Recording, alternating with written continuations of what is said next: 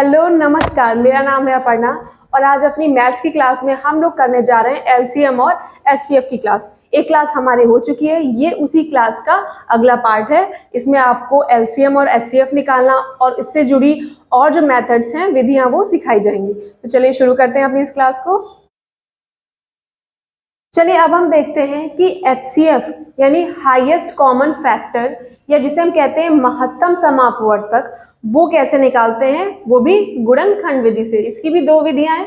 पहली विधि हम लोग पढ़ेंगे कौन सी, गुणनखंड विधि। तो चलिए करते हैं उससे। अब अगर आपको क्वेश्चन दिया हुआ ऐसा कि 12, 24, 36 दिया हुआ है और कह रहा है इसका एचसीएफ निकालिए, तो किस विधि से निकालने के लिए कहा है हमें, गुणनखंड विधि से। तो हमें सबसे पहले क्या करना होगा, इन सबके गुणनखंड करने होंगे। तो चलिए जल्दी से कर लेते हैं। अब तो बहुत ही आसान हो गया है सबका गुणनखंड करना।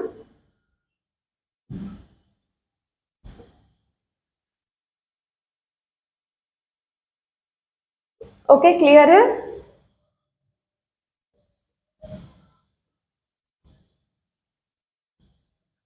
ठीक, अब सबके हम क्या करेंगे, पहले गुणनखंड कर लेंगे, उसके बाद क्या कह रहा है, एचसीएफ निकालने के लिए। तो इसमें हम क्या करते हैं, जब हम एलसीएम निकाल रहे थे गुणनखंड विधि से, तो उसमें कर रहे थे कि जितनी भी संख्याएं दी हुई थी, तो उसमें जो हाईएस्ट पावर थी, जो सबसे ज्यादा घात थी, उनको लिख लेते थे और उनका आपस में मल्टीप्लीकेशन कर देते थे, मल्टीप्लाई कर देते थे, यही कर रहे थे।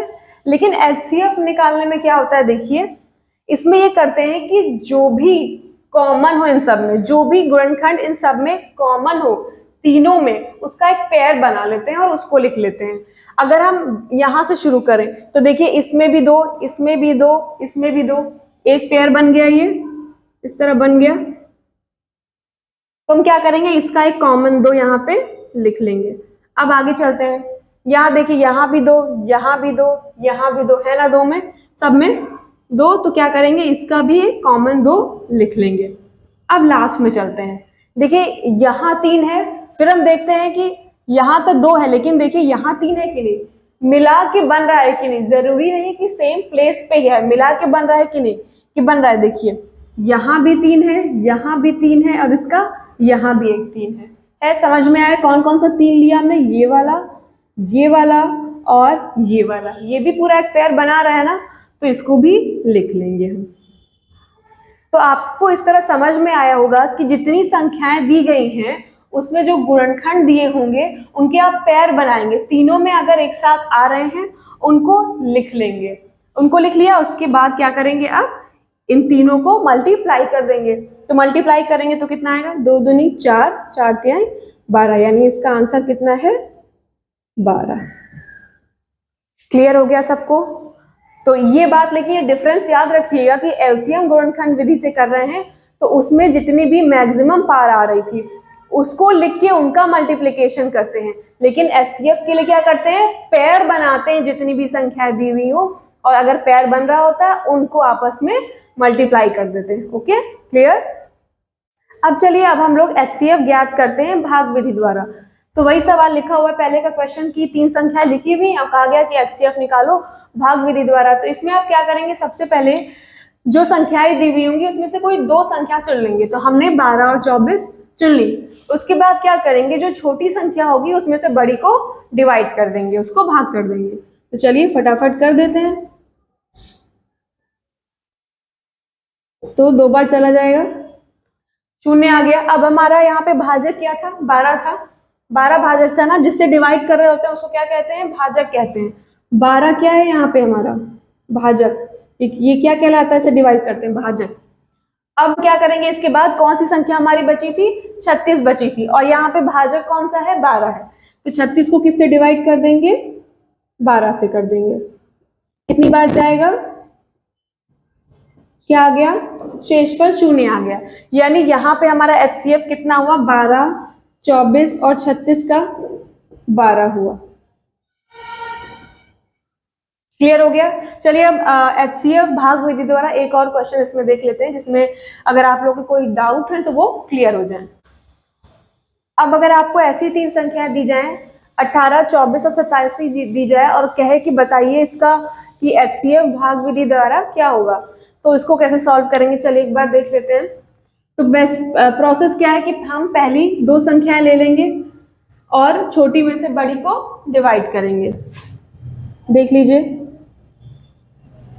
कितनी बार जाएगा, ये एक बार जाएगा, कितना शेष बचेगा, 6 बचेगा। अब इसके बाद क्या करते हैं, जो शेषफल आता है उसमें से यहाँ पे जो संख्या लिखी है हम उससे डिवाइड करते हैं। अब यहाँ जो संख्या है ये डिवाइड होगी किससे, 6। कितनी बार जाएगा, 3 बार जाएगा। कितना आया, 0 आ गया। अब मान लीजिए यहाँ पे 0 नहीं आता, यहाँ कुछ और आता, तो उससे मान लीजिए यहाँ पे आ जाता 2, तो हम क्या करते, अब 2 से 6 को डिवाइड करते। ओके, ये प्रोसेस तब तक चलेगा जब तक शेषफल 0 ना आ जाए। इतना समझ गए। अब अंतिम भाजक यहाँ पे क्या है, 6। ये क्या होता है, भाजक होता है। अंतिम भाजक क्या है, 6। तो अब इसी से हम किसको डिवाइड करेंगे, ये जो संख्या हमारी बच गई थी, ये बची थी ना अभी सबसे बड़ी वाली, कितनी बार जाएगा, 1 बार जाएगा। कितना बचा, 2 शेष बचा। अब ये कितनी बार डिवाइड हो रहा है, देखिए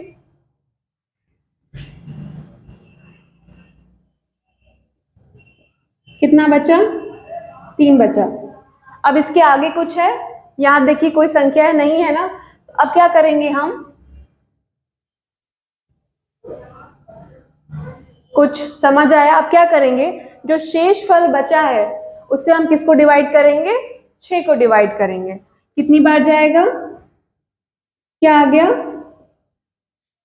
0 शेषफल आ गया। और जैसे ही 0 शेषफल आता है तो जिस संख्या से डिवाइड करने पे आया है वही आपका क्या हो जाता है, HCF हो जाता है।